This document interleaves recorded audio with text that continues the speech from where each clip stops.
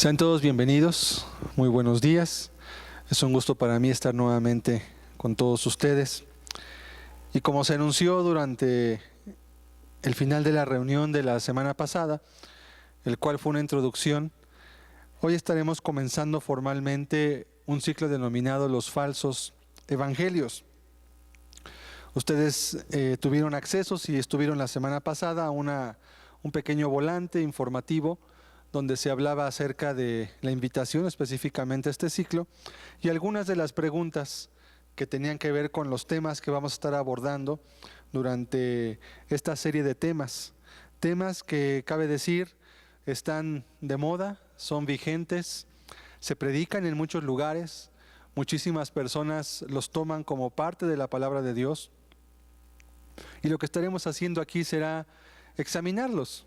No diremos de una manera dogmática esto está mal y esto está bien, sino que dejaremos que sea la palabra de Dios la que nos instruya y la que nos diga qué es lo correcto y qué es al mismo tiempo lo incorrecto.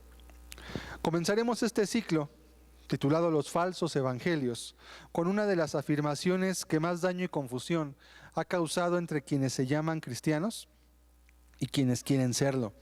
Me refiero a la pregunta de si está el cristiano bajo la ley o bajo la gracia. ¿Qué es esto? ¿A qué se refiere específicamente esta aseveración que estoy haciendo? Cabe mencionar que para las personas que vengan de un trasfondo evangélico y que nos estén visitando o que sean cristianas al día de hoy por la gracia de Dios, muchos de estos temas que examinaremos les sonarán familiares. Algunos quizás no los conozcan, algunos tal vez no tengan ni idea de estos temas que tienen que ver con sus vidas en lo particular, pero yo le puedo decir que esto es un peligro latente.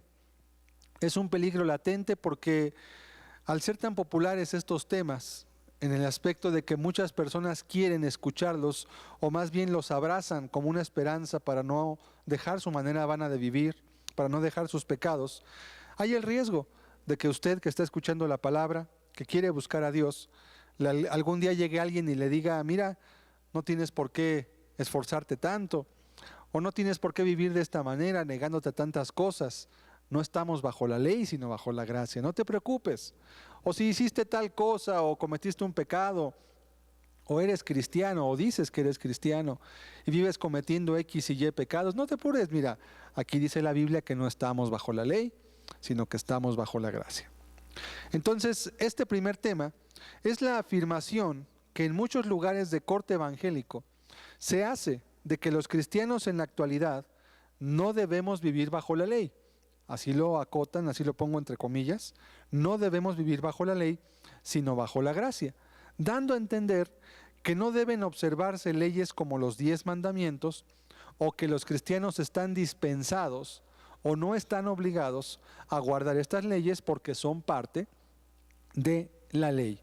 Durante el transcurso del estudio iré explicando los términos para que usted no se quede sin entendimiento en cada uno de ellos. Estas aseveraciones afloran o salen a la luz cuando se cuestiona la conducta moral de una persona que dice ser cristiana y específicamente alguien que tiene conocimiento de la Biblia.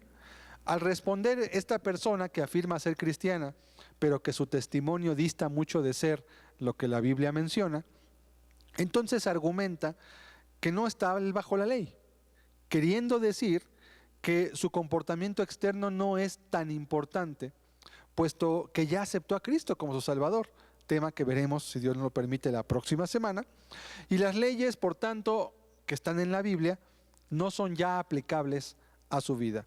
Como si tuviera algún tipo de fuero o alguna licencia especial que le permitiera pecar, romper las leyes de Dios sin tener o recibir las consecuencias propias que vienen del pecado. De esta manera surgen las preguntas que contestaremos en el día de hoy, en este tema, a la luz de la palabra. Estas preguntas son específicamente 3. Número 1, ¿debe un cristiano guardar, es decir, obedecer los mandamientos de Dios? Número 2, ¿ha sido librado el cristiano de la obligación de guardarlos, los mandamientos, así como de sus consecuencias? Y número 3, ¿qué significa que no estemos bajo la ley, sino bajo la gracia? Porque como examinaremos, ciertamente es una frase que está en la Biblia. Pero un dicho evangélico, yo le llamaría, que usaremos a lo largo de todo este estudio, dice lo siguiente: un texto fuera de contexto constituye un buen pretexto. ¿Qué quiero decir con esto? Que este tipo de textos, cuando se les descontextualiza y se les saca de todo lo que está antes y después y se les pone solos, pareciera justificar lo que ellos están hablando.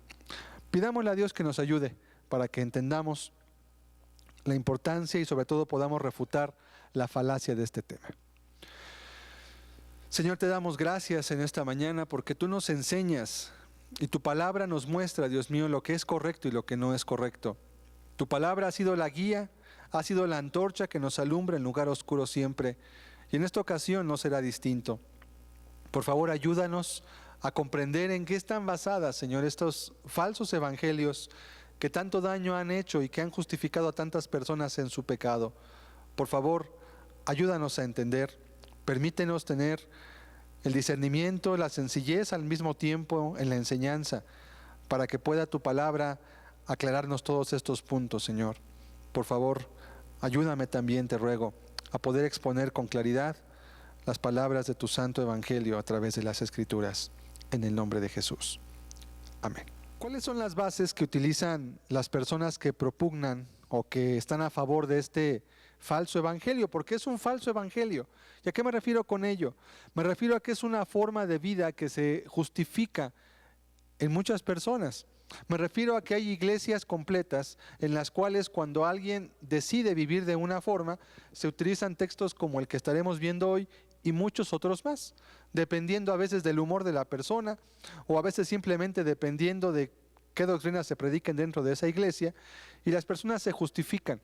Hay un común denominador en todas las doctrinas que estaremos viendo. Hay un común denominador y es el siguiente: justificar el pecado de la persona. Es decir, no hacerle sentir culpable o responsable por su actitud, no hacerle sentir mal por lo que está viviendo e intentar hacerle creer a esa persona que realmente está bien, que no importa, que como hoy veremos, no estamos bajo la ley, sino bajo la gracia. Vamos a examinar dos textos y solo los vamos a leer, que son las bases principales en las cuales se apoyan para justificar esta frase. Romanos 6, 14, solamente veremos la parte B del versículo, dice lo siguiente: pues no estáis bajo la ley, sino bajo la gracia. Pues no estáis bajo la ley, sino bajo la gracia. Siguiente texto, Gálatas 3, versículo 13. Cristo nos redimió de la maldición de la ley, hecho por nosotros maldición. Porque está escrito: maldito todo el que es colgado en un madero.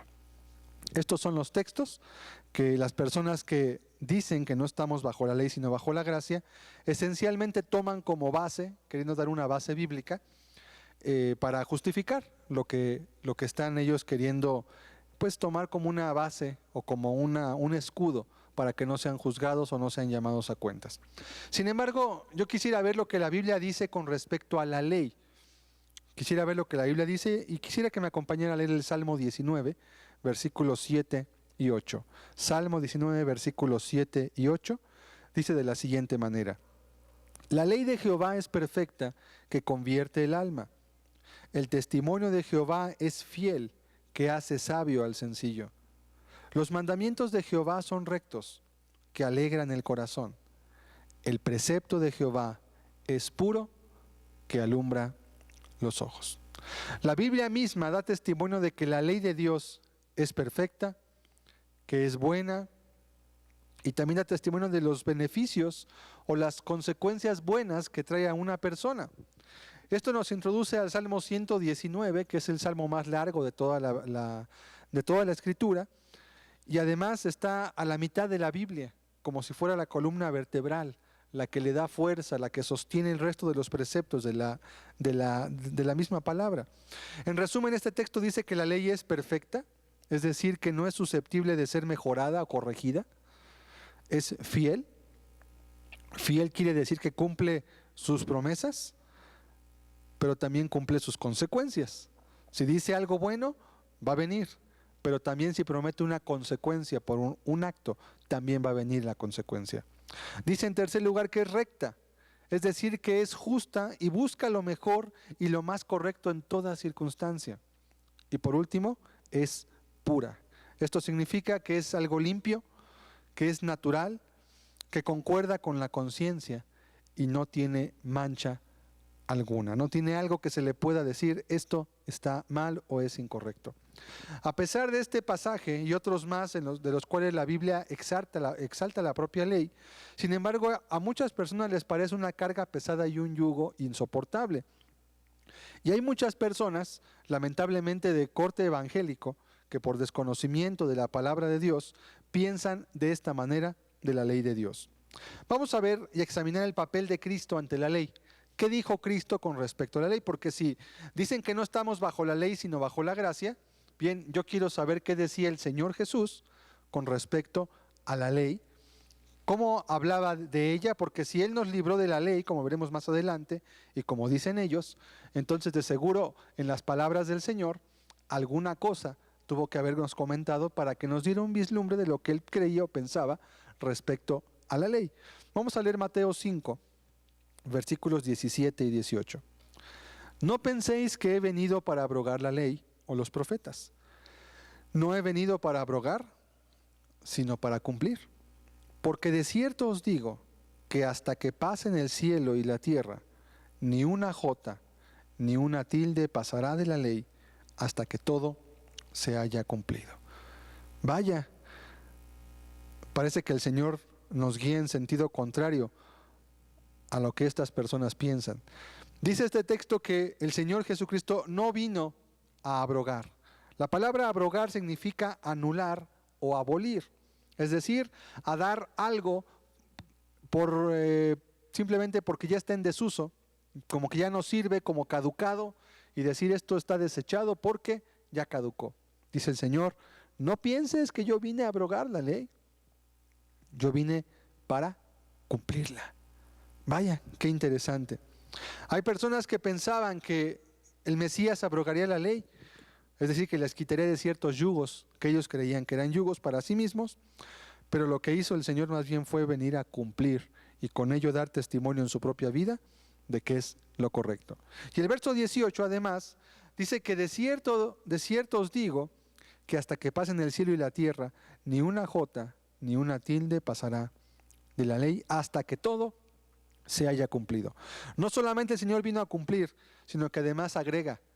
Y además te quiero decir que hasta el más ínfimo detalle, hasta las J o la tilde, que es aquel símbolo que a veces llamamos apóstrofo también, bueno, aún esos símbolos, con el significado que tienen dentro de la ley, no van a pasar hasta que pasen, o más bien antes pasarán el cielo y la tierra, que la ley vaya a ser abolida.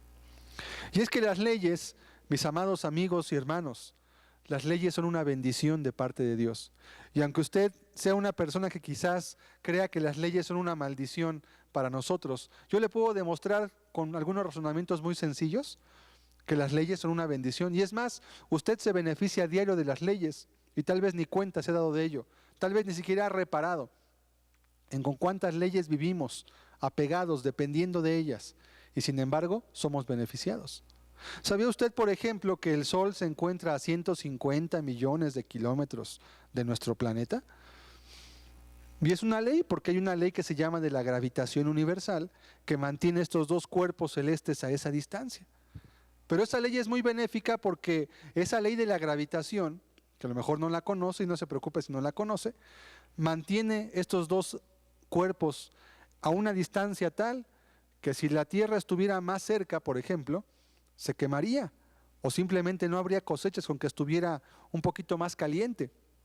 Ahorita estamos experimentando algo que se llama el calentamiento global y apenas dicen los científicos que con que suba 1 grado el promedio de la Tierra ya puede haber consecuencias desastrosas que estamos viviendo en este momento.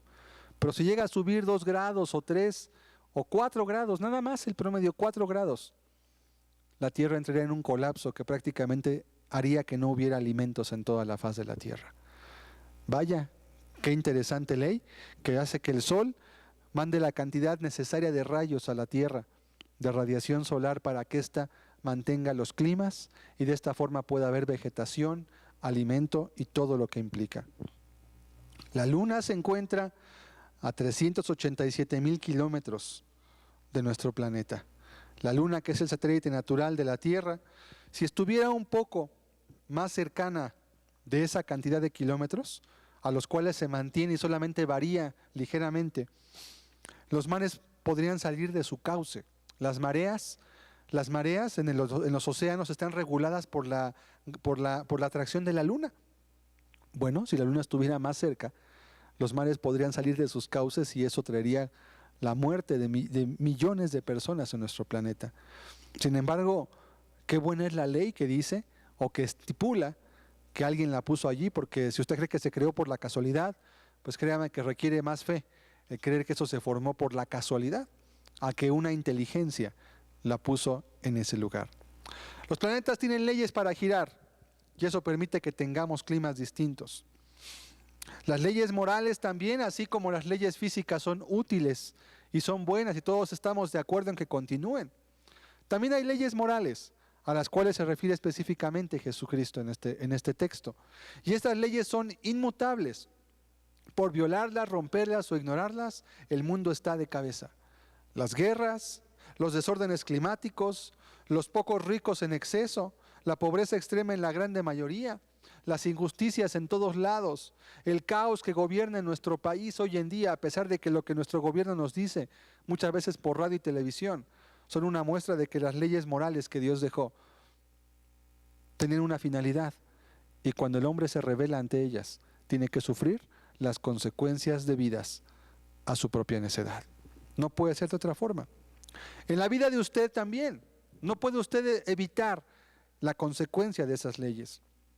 Los matrimonios, si guardan las leyes que están estipuladas en la palabra de Dios, van a caminar bien.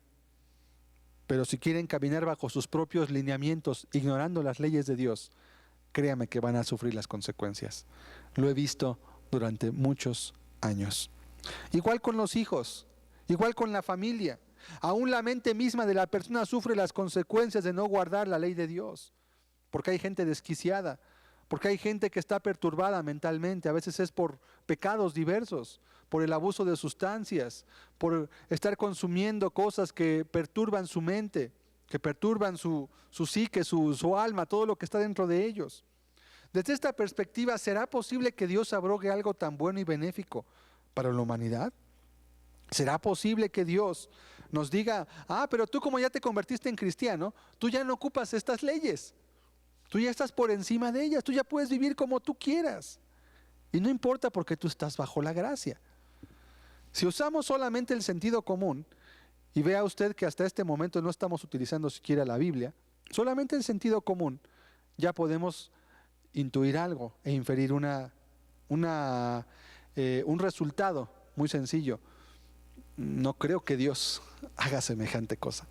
No puede ser posible que el que ordenó todo el universo ahora me diga que esas leyes que no son tan importantes, ¿verdad?, como las leyes morales para el ser humano, me diga que estas están bien, pero las que me rigen a mí están mal. Caramba, pues no creo yo que pueda ser de esa forma, a menos que Dios se contradiga a sí mismo, en cuyo caso dejaría de ser Dios. Todas las leyes en la Biblia contienen preceptos y contienen penas por romperlos. De hecho, para que una ley se pueda llamar ley, tiene que tener un precepto, es decir, una ordenanza que puede decir que algo debe de hacerse o que debe de no hacerse, y posteriormente al precepto viene una pena, que es la consecuencia directa por quebrantar el mandamiento. Y en el Nuevo Testamento, la ley de hecho es más estricta que en el Antiguo Testamento. Por ejemplo, Jesús dijo, ¿oíste que fue dicho, no matarás? Pero yo os digo que cualquiera que aborrece a su prójimo en su corazón es homicida. Entonces, el Antiguo Testamento habla de una ley, si es cierto.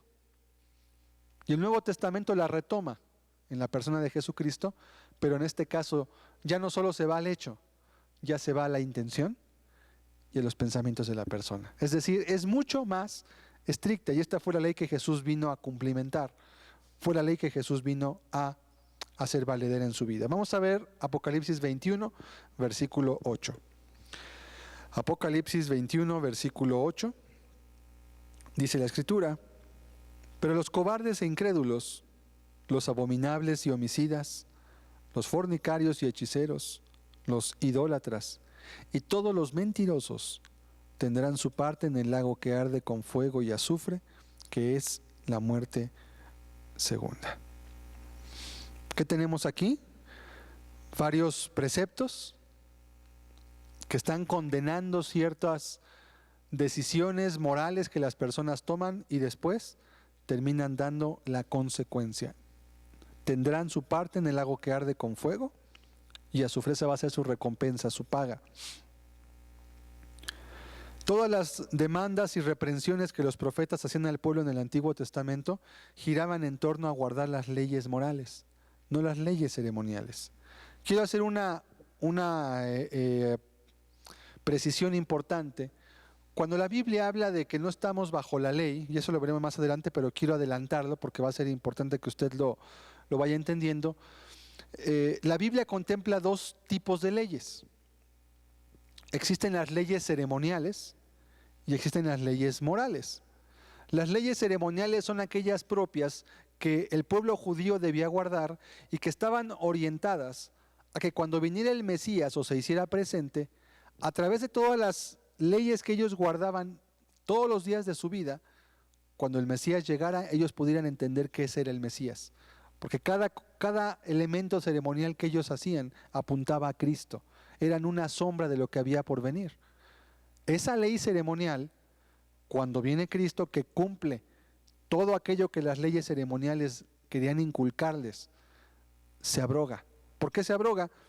Porque ya no era necesario. Para que usted me entienda, las leyes ceremoniales eran como caminar con una vela. Como cuando una persona quiere caminar por un lugar oscuro y le dicen: mira, al rato va a haber más luz, pero mientras llega esa mayor luz, con esta vela tienes, con este suficiente, camina. Ocuparás más cuidado, ciertamente. Necesitarás quizás ir más lento, porque la vela no puede alumbrar muy lejos, pero te basta con la vela. ¿Qué pasa? La vela son las leyes ceremoniales. Y cuando Cristo viene es como si saliera el sol. Si usted sale con una vela al mediodía, ¿qué hace con esa vela? La sigue prendiendo y la sigue usando cuando el sol alumbra hasta donde usted puede alcanzar a ver. ¿Qué hace con la vela? La apaga. ¿Por qué? Porque ya no es necesaria. Ya cumplió el objetivo de guiarle mientras usted esperaba la llegada del sol. Así Cristo es llamado el sol de justicia. Así Cristo vino a traer la luz. La gracia y la verdad fueron dadas por medio de Jesucristo, dice la Escritura. Él era la luz de los hombres, dice la Escritura también en el Evangelio de Juan. La ley moral entonces permanece, porque la ley moral tiene que ver con las acciones de los hombres. Pero la ley ceremonial que los judíos guardaban, esa fue abrogada. Sin embargo, hoy en día, cuando una persona dice que no estamos bajo la ley, no se está refiriendo a la ley ceremonial. Las personas que usan estos dichos que estamos aquí tomando, que los descontextualizan de los textos que leímos hace un rato, lo están refiriendo a la ley moral. Y eso en sí mismo es un pecado. ¿De dónde surge este asunto? Tenemos que ir a las raíces. ¿De dónde surgen estas ideas o estos dichos o estos textos que se sacan de contexto para hacer que una persona se pueda justificar a sí misma usando la Biblia para decir que no tiene por qué obedecer las leyes que los demás sí tienen que obedecer? Bueno, es una herejía muy antigua llamada antinomianismo. Usted puede ver en esta hoja, en este diagrama, que significa antinomianismo. Anti, contra, nomos, ley, en griego, lo cual quiere decir que es contra la ley. En otras palabras, el antinomianismo es una manera de pensar o una filosofía que hace que una persona vaya en contra de la ley o que quiera vivir sin ley. ¿Qué significa esto? En todas las épocas de la iglesia ha sido un mal que siempre ha tocado las puertas de esta. Siempre ha existido en todas las épocas de la historia personas que han buscado justificar su mala manera de vivir a través de doctrinas diversas. Puede ser una, puede ser otra, puede ser basada en la ley, puede ser basada en cualquier otro tipo de doctrina. Sin embargo, el común denominador es este: hacer que la persona no sea responsable o no reciba las consecuencias de sus propios actos. Esto viene de malas interpretaciones, pero más de malos corazones, usualmente de gente que no estudia la Biblia con profundidad y ama sus pecados, porque la Biblia dice en el Salmo 119, versículo 160, la suma de tu palabra es verdad, la suma de tu palabra es verdad. Y normalmente quienes utilizan los falsos evangelios, este y los demás que estaremos viendo, usualmente toman partes aisladas de la Biblia e intentan hacerlas parecer como que es algo que toda la Biblia dice. Pero son solo partes aisladas. El texto dice, la suma de tu palabra es verdad. Si yo veo un texto que dice una cosa que aparentemente se ve incorrecta, tengo que ver qué me dice el resto de la Biblia. No puedo basarme solamente en ella.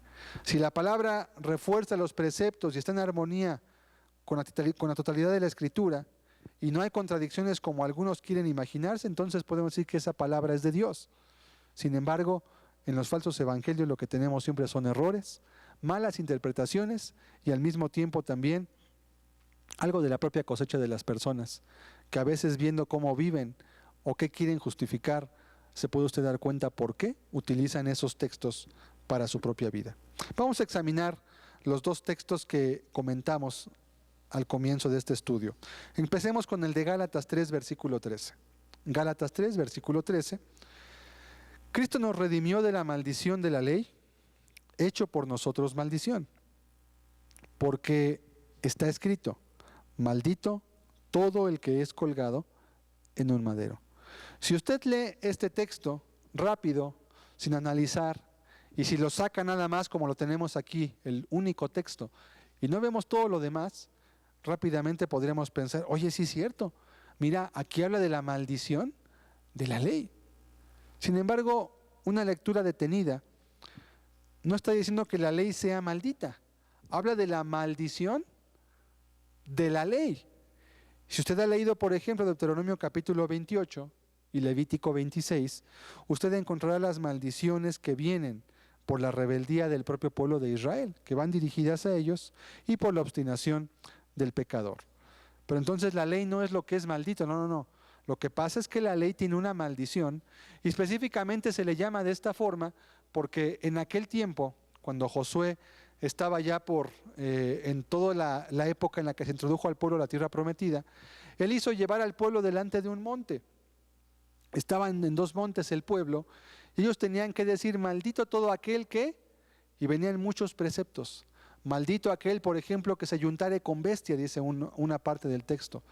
Y todo el pueblo respondía y confirmaba, maldito es, o maldito será, no recuerdo exactamente la frase. El caso es que se le llama el monte de las maldiciones, porque en ese lugar el pueblo fue llevado por Dios para que ellos recordaran por qué causas iban a recibir la maldición por parte de la ley. Y dice más adelante, maldito serás en el campo, serás maldito en la ciudad, maldita tu arteza de amasar, maldito el vientre, etcétera, etcétera, etcétera, etcétera. Por eso se le llama aquí la maldición de la ley. A eso me refiero cuando le hablo de estudiar la palabra.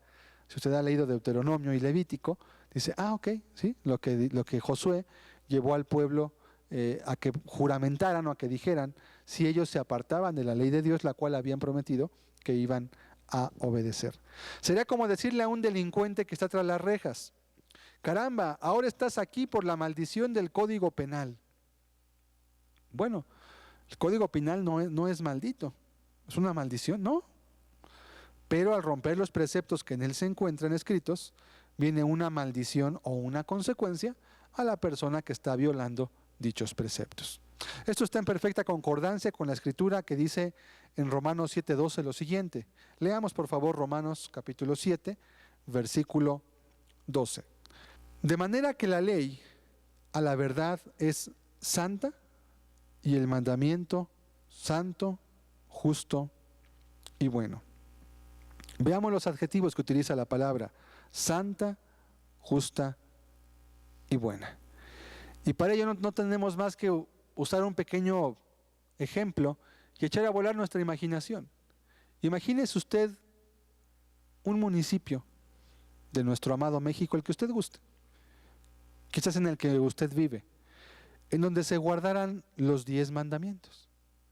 Imagínese que en ese lugar nadie robara, nadie matara, nadie codiciara lo que no es suyo, toda la gente honrara a sus padres, nadie cometiera adulterio jamás. ¿Se imagina? ¿Cómo sería ese lugar? Póngase a pensar, imagínese que puede usted dejar su coche abierto y que pueda dejar al mismo tiempo las llaves pegadas en su coche. Y puede usted irse al supermercado a comprar las cosas necesarias para comer y esté totalmente tranquilo de saber que su coche, cuando usted salga, allí va a estar como usted lo dejó, porque la gente respeta la ley que dice no robarás. Estamos soñando, ¿verdad? Imagínese que usted pueda caminar tranquilamente si le da un día que se le quite el sueño y pueda salir de su casa a las 11 de la noche o a las 12 o a la 1 de la madrugada quizás, y pueda salir a caminar, como en estos días que hace mucho calor y a veces se antoja caminar porque está fresco, y usted está con la completa tranquilidad de que nadie le va a hacer absolutamente nada. Nadie va a atentar contra su vida, nadie se va a meter a su casa, nadie le va a hacer nada a usted. Vaya, creo que mucha gente estaría menos enferma hasta de nervios, de estrés y de cuantos males que la propia maldad de los hombres genera hacia los mismos humanos. Sí, por eso la Biblia dice que la ley es santa, justa y buena. Es más, ¿no quisiera usted vivir en un lugar así? En este mundo no existe tal lugar, lo sé, pero en el cielo sí. ¿A quién no le gustan las leyes? Porque si alguien dice que no debe de guardar la ley, entonces tampoco que la guarden para contigo.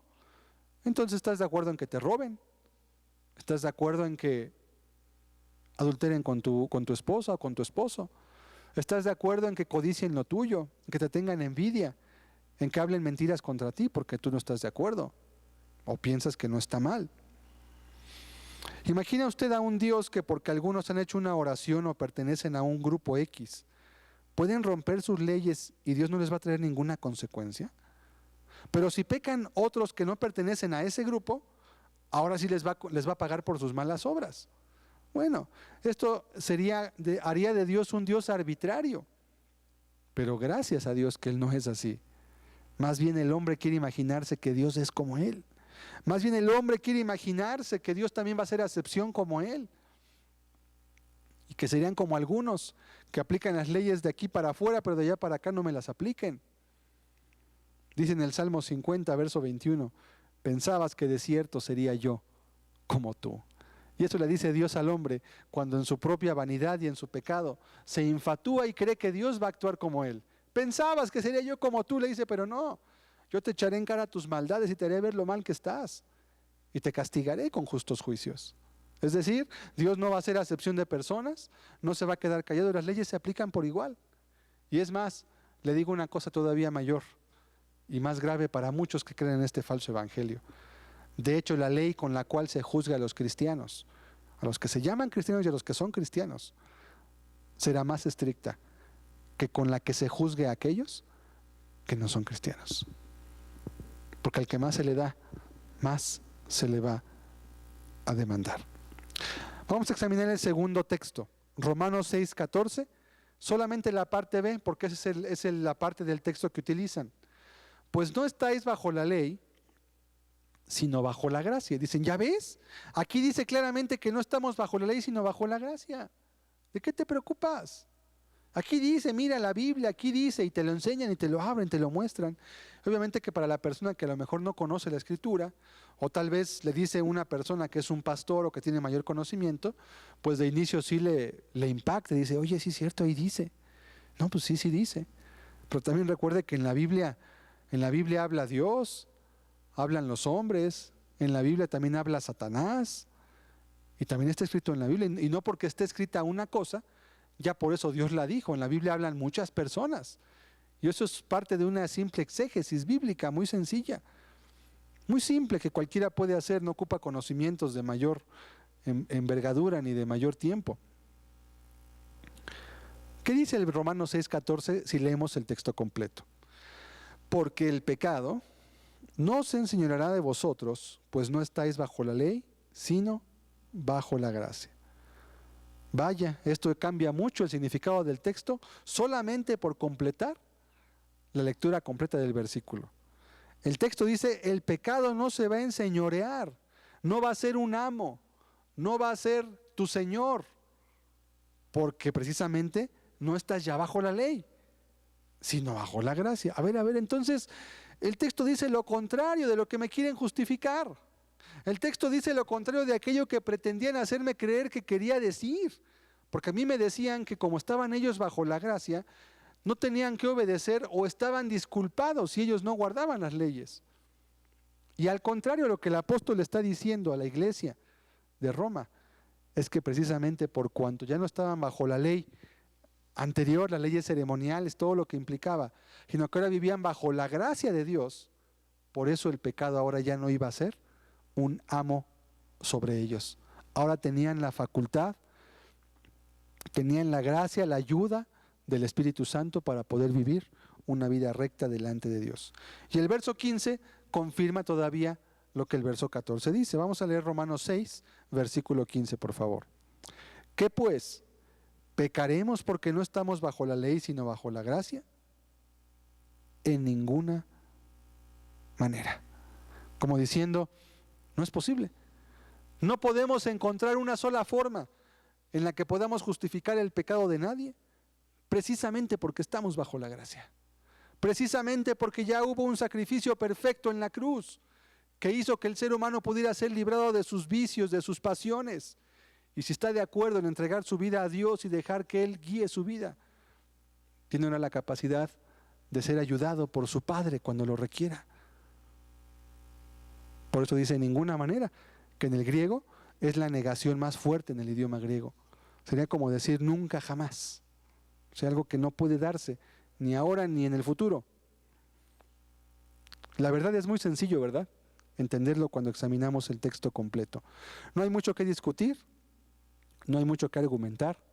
La Escritura por sí sola nos da el veredicto. Lo deshonesto es crear una teología, o sea, una serie de argumentos basados en la Biblia para justificar lo que es injustificable. Eso sí es muy deshonesto y es inadecuado. El verso 14 nos deja ver el poder que Dios delega en el cristiano para que pueda vivir una vida libre del pecado. Pero cuando esto no es así, pues entonces la gente recibe un mal testimonio. ¿Y qué dice la persona que se quiere justificar? Ah, es que no estoy bajo la ley, sino bajo la gracia. No, pues tú estás leyendo otra Biblia. A lo mejor lees la Biblia satánica u otra que te justifica hacer lo que tú quieres. Porque es lo que hace la Biblia satánica, justificar a la gente en sus propios caminos. Romanos 3:31. Vamos a leer este versículo. Romanos 3, versículo 31. Otro texto más del mismo Romanos que contradice este falso evangelio. Luego por la fe invalidamos la ley, en ninguna manera, sino que confirmamos la ley. Esto está muy claro. La gracia no invalida la ley. La gracia, la fe no invalidan la ley, por el contrario, la confirman. Es decir, la corrobora, la ratifica, la certifica, la aprueba, la valida, la garantiza y la demuestra. ¿Qué significa ello? Como diciendo, sí se puede guardar. Claro, aquí está una persona que fue rescatada por la sangre de Cristo y mira, puede guardar la ley. Está confirmada. Se confirma que lo que Dios dijo que debían de hacer desde el Antiguo Testamento se podía hacer. Solo que ahora bajo una dispensación distinta, Dios otorga además su gracia, su favor al ser humano. Pero si esta persona sigue viviendo bajo pecado y dice que fue cristiana o que ya es salva, pues ¿dónde está la salvación? Porque el pecado se sigue enseñoreando de él o de esta persona. Pero Romanos 6:14 dice que no debe suceder así cuando la persona está bajo la gracia. Vamos a leer Santiago 2, versículo 8. Santiago 2, versículo 8. Dice la Escritura, si en verdad cumplís la ley real, conforme a la Escritura, amarás a tu prójimo como a ti mismo, bien hacéis. Verso 12. Así hablad y así haced, como los que habéis de ser juzgados por la ley de la libertad. La carta del apóstol Santiago es una carta que está compuesta casi por puras ordenanzas. La mitad de toda la carta son ordenanzas, creo que son 54 ordenanzas, si no recuerdo mal el número. Dice, si en verdad cumplís la ley real, ¿por qué se le llama ley real? Porque es la ley de los ciudadanos del reino. ¿De cuál reino? Del reino de Dios, no del reino de Inglaterra, ni de Dinamarca, ni de Suecia, no. Del reino de Dios. Y esa ley real es la Escritura. Si en verdad cumple la ley real, conforme a la Escritura. ¿Qué está haciendo el apóstol? Está avalando lo que la Biblia te enseña. Si en verdad la cumples, dice, bien hacéis. Eso es lo correcto. Y el verso 12 nos dice, así hablad y así haced, como los que habéis de ser juzgados por la ley de la libertad. ¿Por qué se le llama ley de la libertad? Porque esa ley nos hace libres del pecado y nos hace libres para amar y para hacer el bien. Nos hace libres para poder obedecer a Dios, cosa que antes, cuando el pecado era el amo de la persona, no lo podía hacer porque estaba sujeta a otra voluntad distinta a la suya. Es lo que Pablo quiere o intenta explicar en Romanos 7, que también lo veremos posteriormente. Lo de eso de que si cristiano carnal o cristiano espiritual, otro falso evangelio, lo examinaremos con detalle también. Bien, la ley real hace que la persona pueda cumplir el evangelio tal cual.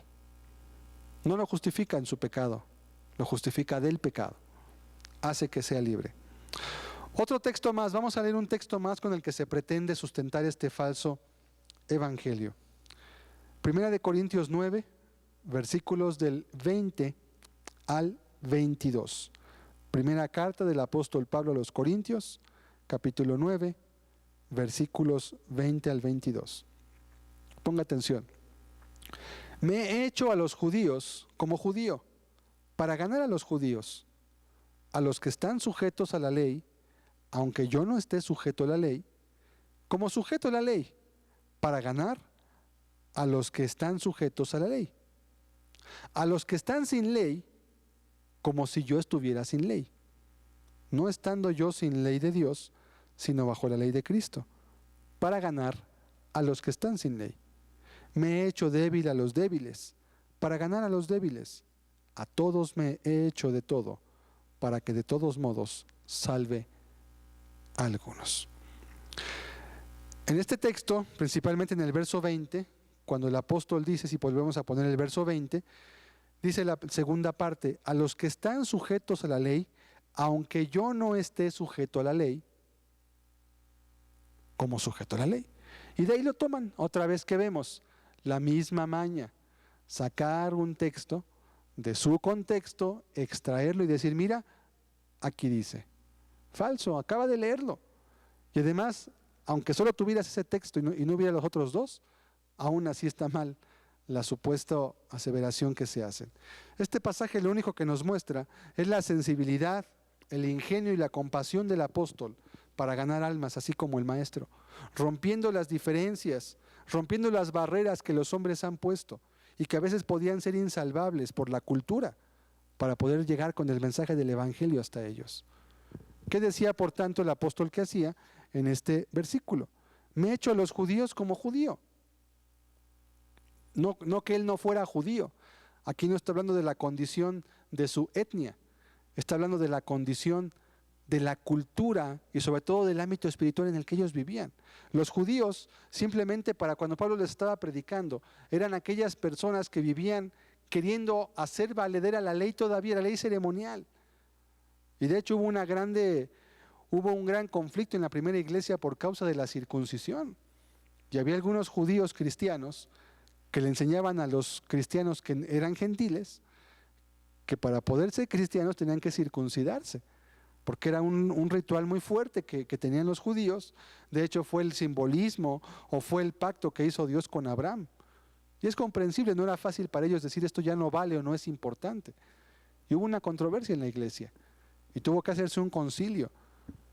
Y hubo dificultades y hubo varias cosas que surgieron como como obstáculo para que la iglesia pudiera avanzar. Sin embargo, pudieron ser aclaradas.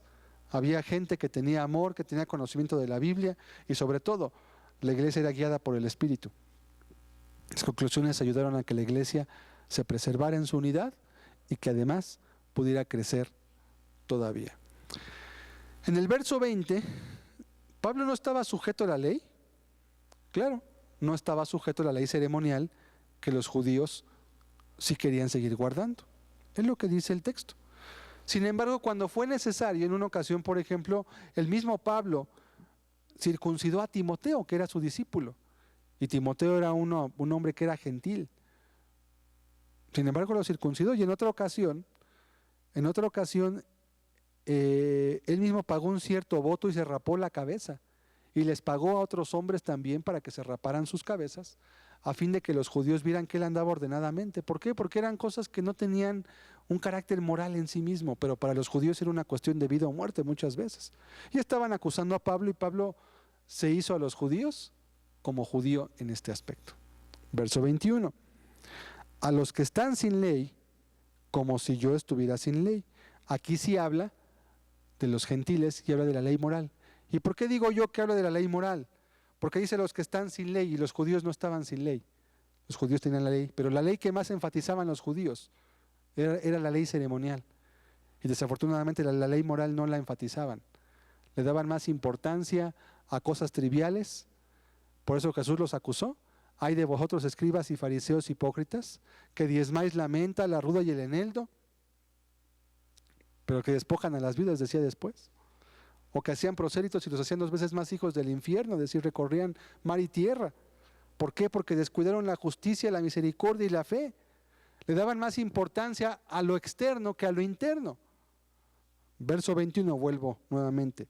A los que están sin ley, como si yo estuviera sin ley. Y el apóstol, entre paréntesis, nos aclara: no estando yo sin ley de Dios, sino bajo la ley de Cristo. ¿Cuál es la ley de Cristo? La ley del amor. La ley bajo la cual se cumplen todos los preceptos de la Escritura. La ley del amor. Para ganar a los que están sin ley. Era algo semejante como cuando el Señor Jesús se juntaba con rameras y publicanos. No se juntó con ellos para participar de sus pecados. No se juntaba con ellos para hacer lo que ellos hacían. No, simplemente condescendía para poder acercarse a fin de predicarles. Piense usted, si usted le quiere predicar a una persona indigente, esas personas que luego hay en la calle, que no tienen una morada fija, que están sucias, andrajosas, huelen mal normalmente porque no tienen dónde asearse y a veces no quieren asearse aunque puedan. Si usted le quisiera predicar a esa persona, ¿cómo lo recibiría mejor? ¿Yendo vestido de traje como está un servidor en este momento? ¿O vistiéndose quizá no como él, pero de una manera muy sencilla, que le haga verlo a usted como más cercano? Bueno, eso es lo que hacía el apóstol Pablo. Podemos ver entonces que el argumento que se utiliza de este texto de 1 Corintios 9:20 de que Pablo estaba sin ley, nuevamente es una falacia. Pablo estaba bajo la ley de Dios. Cuando Hudson Taylor fue a China a predicar, miembro de cierta denominación inglesa, pues él veía que los ingleses simplemente no tenían éxito en la predicación porque la gente los identificaba y no podían mezclarse con el pueblo. No podían meterse y hacer una labor como la que ellos deseaban hacer. ¿Qué hizo Hudson Taylor? Rompiendo todas las costumbres de su época, de su denominación, se vistió como chino. Se dejó crecer el pelo, una cola, una trenza de pelo. Se vistió con ropa ligera como los chinos, amplia, con unas sandalias ligeras, un gorro como chino, se rapó la cabeza. Lo criticaron mucho. Sin embargo, el tiempo dio la razón y se dejó ver que Hudson Taylor tenía la razón. Esa era una forma de poder ganar a los chinos para Cristo. Es todo lo que dice el texto. Romanos 2, versículo 13. Romanos 2, versículo 13. ¿Por qué no son los oidores de la ley los justos ante Dios, sino los hacedores de la ley serán justificados? ¿Cómo explican este versículo quienes dicen que no se debe guardar la ley? Porque estamos bajo la gracia. ¿Cómo lo explicas? Si el texto dice, no son los oidores de la ley los justos ante Dios. No los que están aquí presentes el día de hoy son justos porque están aquí presentes. Eso no le hace justo a usted. Dice el texto, sino los hacedores de la ley. Aquellos que cumplen, que dan pie al cumplimiento en sus vidas de lo que están entendiendo, esos serán justificados. El cristiano, porque es cristiano, obedece la ley, no para ganarse la salvación. Si usted se propone obedecer la ley sin Cristo, no podría, se frustraría tarde o temprano. Algunas personas pretenden guardar las leyes de Dios, pero sin entregar el control de su vida a Cristo, sin humillarse. Al poco tiempo se frustran. Se dan cuenta que es una tarea azarosa, complicadísima, que es un yugo muy pesado de llevar y de sostener.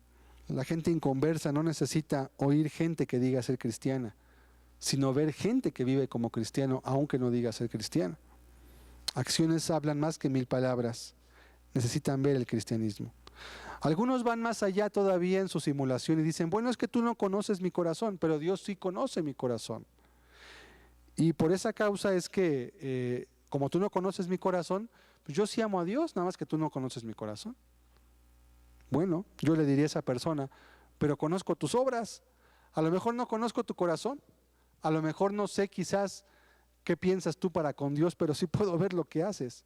Y por tus obras puedo claramente ver que no eres cristiano. Sí, yo no conozco tu corazón. Pero por tus obras, porque Mateo 25 dice que los cristianos seremos juzgados por nuestras obras, no por nuestros dichos. Y lamentablemente las personas que albergan o se cobijan bajo falsos evangelios para justificar una manera de vivir mediocre, se justifican diciendo es que Dios conoce mi corazón. Pues no importa, si Dios lo conoce, tu recompensa será todavía más amarga. El caso es que en esta tierra los hechos testifican más que los corazones, porque los hechos son los que la gente ve y son los que tienen un eco en la sociedad. Los hechos antes que las creencias. Un cristiano puede llegar a caer, cierto, pero no será la norma de su vida. Es más, si llegase a suceder, sería algo sumamente doloroso. Y para eso dice la Biblia que tenemos un abogado en los cielos. ¿Cuántas veces ha utilizado usted un abogado? Le preguntaría yo a usted. ¿Cuántas veces usted ha requerido los servicios de un abogado en su vida? Le aseguro que muchos de los presentes, tal vez el 90%, nunca han tenido que contratar un abogado, porque nunca han tenido un problema que lo amerite. Bueno, entendamos la metáfora. Sí. Entonces, podemos concluir 3 cosas. Número 1, la gracia confirma la ley de Dios.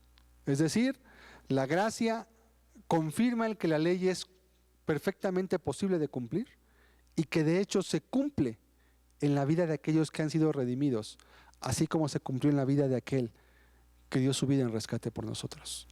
Número 2, el cristiano, como está bajo la gracia, sí está bajo la ley y la guarda. ¿Y por qué la guarda?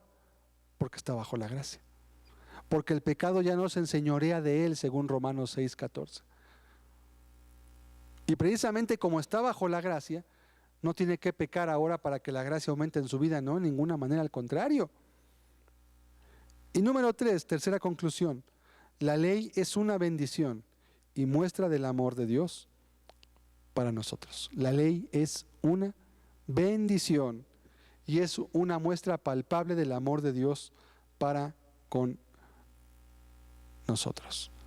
Por eso el Salmo 1, versículos 1 y 2 dice lo siguiente: bienaventurado el varón que no anduvo en consejo de malos, ni estuvo en camino de pecadores, ni en silla de escarnecedores se ha sentado, sino que en la ley de Jehová está su delicia, y en su ley medita de día y de noche.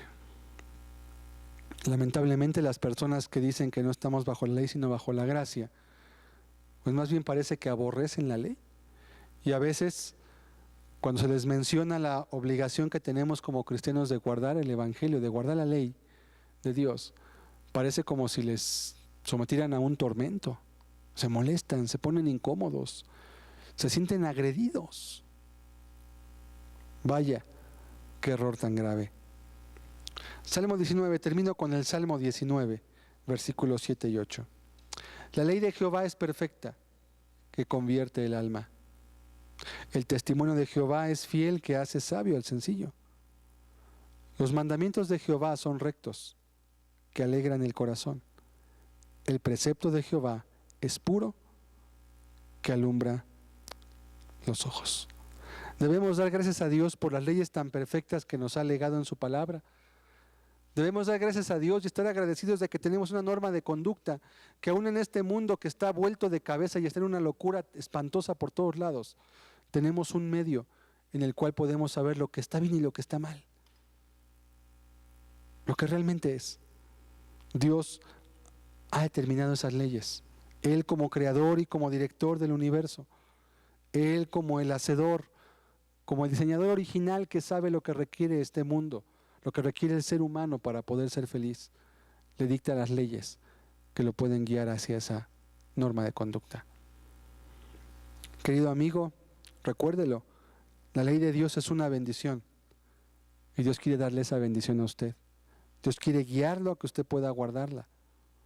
No en balde David, el salmista, expresaba: oh, cuánto amo yo tu ley, todo el día es ella mi meditación. Qué distinta espíritu y qué distinta forma de expresarse. Mucha paz tienen los que aman tu ley, dice el mismo Salmo 119, y no hay para ellos tropiezo. Mucha paz tienen los que aman tu ley y no hay para ellos tropiezo.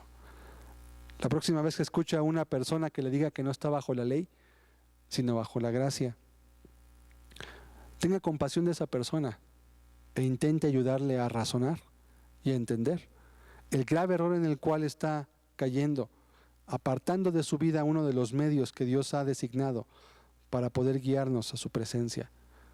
Es cierto, la salvación no es por la ley, pero la ley nos guía hacia Cristo. Y una vez estando en Cristo, la ley sigue siendo nuestro ayo, siguen siendo los rieles por donde debemos de caminar el resto de nuestra vida, a fin de que no vivamos o suframos las consecuencias que aquellos que están lejos de Dios usualmente viven. Invito a que cerremos nuestros ojos durante un momento, que medite brevemente en estos textos que hemos meditado en este día, que hemos hablado. Este es un falso evangelio que se presenta muchas veces en forma de enseñanza. A la gente se le habla acerca de las bondades de la ley, de las bondades. A la gente se le habla acerca de las bondades de la gracia y se le hace ver lo malo que es la ley. Y la gente se goza de que no estén bajo la ley, dicen. Yo he escuchado pastores, he escuchado personas que se paran en un púlpito y enseñan a la gente. Y lamentablemente las personas se confirman en su mala manera de vivir. En lugar de preocuparse, en lugar de sentirse angustiadas porque están viviendo mal, se sienten amparadas. Sienten que ya la libraron. Sienten que no va a haber problema, que todo está bien. Qué triste es, pero lamentablemente así ha ocurrido. Y lamentablemente pienso que seguirá ocurriendo. Pero la palabra de Dios nos puede ayudar a entender que esto no es así.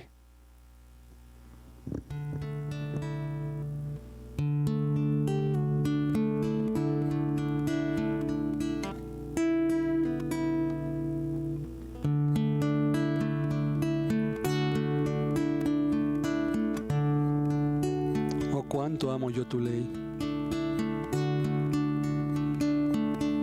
Todo el día sello mi meditación.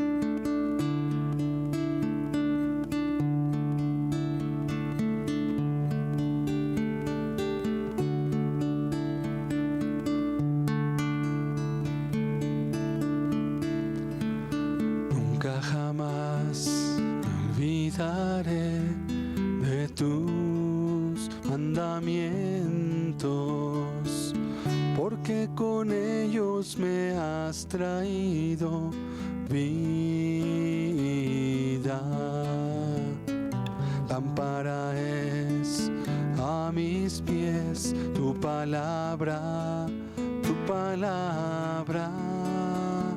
y lumbrera mi camino. camino, yo no me apartaré. Tuyo soy, sálvame, porque he buscado tu rostro. Tuyo soy, sálvame, yo te obedeceré.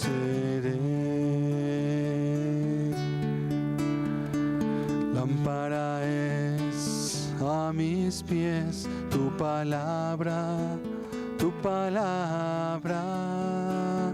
y lumbrera mi camino, yo no me apartaré.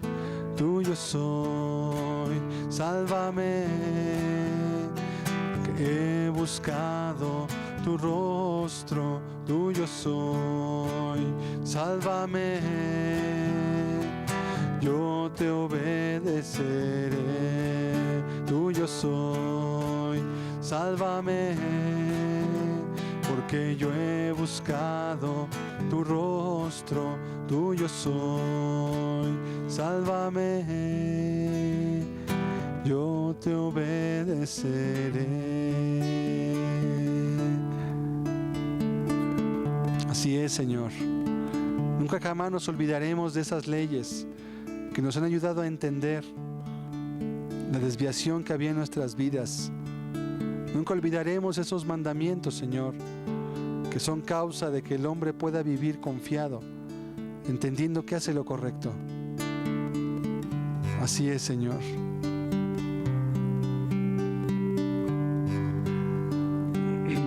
Que tu palabra reine, Señor, en las vidas de aquellos que quieren seguir tus propósitos. Que tu palabra sea el rector, el fundamento sólido y estable que puede regir, Señor, las vidas y las familias.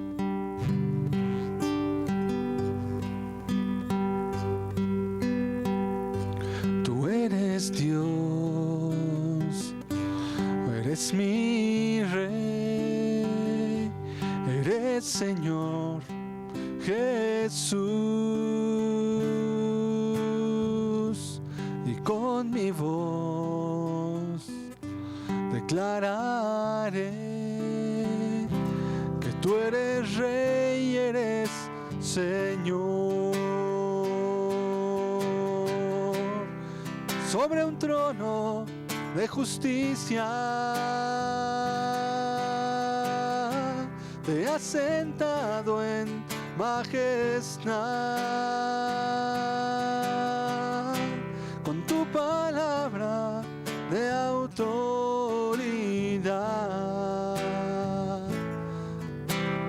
En mi vida reinarás.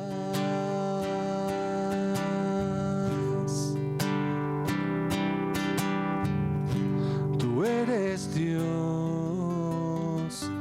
eres mi Rey, eres Señor Jesús, y con mi voz declararé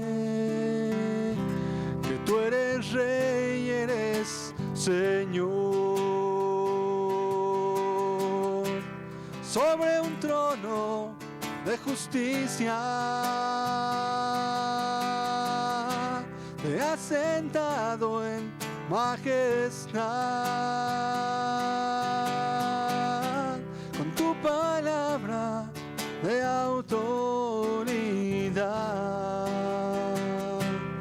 En mi vida reinarás, sobre un trono de justicia te has sentado en majestad, con tu palabra de autoridad. En mi vida reinarás.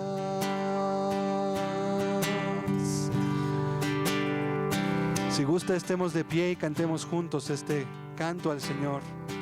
Que tu palabra, Señor, reine en nuestras vidas. Que tu palabra sea nuestra luz y nuestra antorcha, Señor, en medio de tanta oscuridad, En medio de tanta confusión, Señor, en este mundo que ha decidido echar tras sus espaldas tu palabra, Señor. Nosotros queremos descubrir esa ley, Señor, eterna y bendita que regirá desde hoy y para siempre las vidas de todo ser humano y todo ser creado. Guíanos, Señor, conforme a tu justicia. Tú eres Dios, tú eres mi Rey, eres Señor Jesús, y con mi voz declararé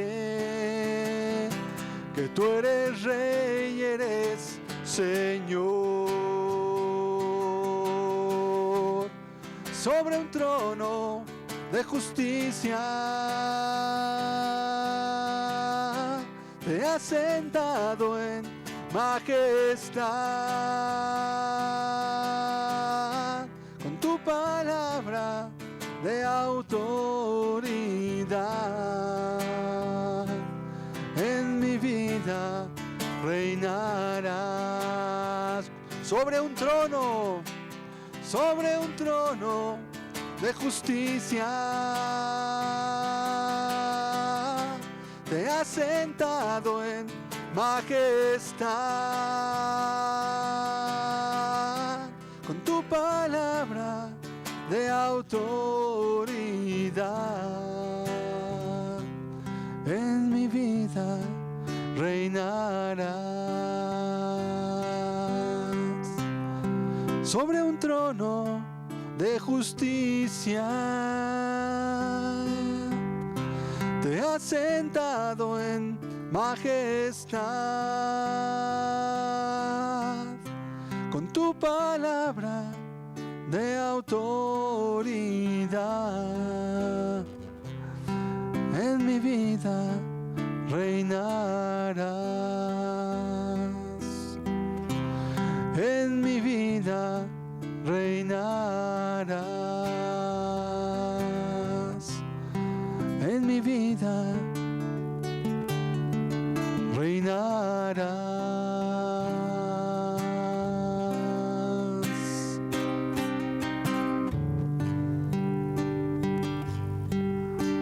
Muchas gracias, Señor, pues tu palabra es antorcha en lugar oscuro. Tu palabra, Señor, nos guarda de las herejías. Tu palabra nos guarda, Señor, de las trampas que nos pueden hacer caer, Señor, en un estado de vida desagradable, que desvirtúe tu palabra, que desvirtúe el poder que tú tienes y el cual, Señor, hiciste patente cuando moriste en aquella cruz.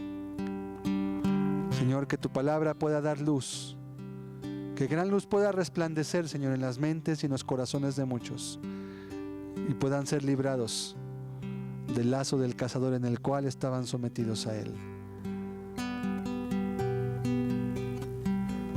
Gracias en el nombre bendito de Jesucristo.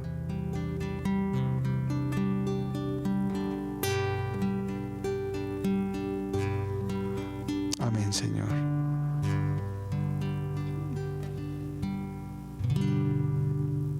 Amén.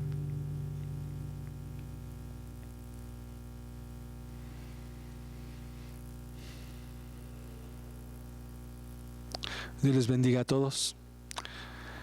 La próxima semana, si Dios nos lo permite y con el favor de Dios, le invitamos que nos acompañe a ver el tema acerca de ¿acepta a Cristo? ¿Debemos aceptar o no a Cristo? Que es otro de los falsos evangelios que hoy está muy de moda. Le invitamos a que venga, que lo escuche. Ahí debe de haber más panfletos, invitaciones. Si usted conoce a alguna persona que sepa que le puede ayudar el escuchar estos estudios, invítela. No deje pasar la oportunidad. Abramos la Biblia juntos y dejemos que sea la Sagrada Escritura la que nos haga entender qué es lo correcto y qué no es correcto. Dios les bendiga a todos. Estamos despedidos. Muy buenas tardes.